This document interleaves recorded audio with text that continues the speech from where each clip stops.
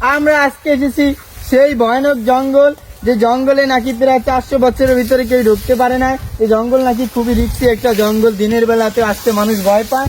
দেখা যাক, আমাদের সাথে আজকে কিছু দেখা মিলেনি, মানুষ কি সত্যি বলেনি। আজকে আমরা যাবো সেই জঙ্গলের ভিতরে। দেখেন ভাই, প্রচুর একটা জঙ্গল, পুরো কি গাছে ঘেরা, লতা পাতায় ঘেরা। ও মা, এটা কি ও ভাই, এটা একটা সাপ নাকি অন্য কিছু? ও না না না, আমি তো খুবই একটু ডরে নার্ভাস হয়ে গেছি। এটা সাপ না, এটা হচ্ছে লতা। আপনাদেরকে দেখাবো আজকে জঙ্গলের ভিতরটা। আসেন আমার সাথে। এই এই যে বিশাল একটা ঘন জঙ্গল দেখা যাচ্ছে, ওইদিকে নির্ঘাত সাপ থাকতেই পারে, এটা স্বাভাবিক। এই ভাই, এটা কি?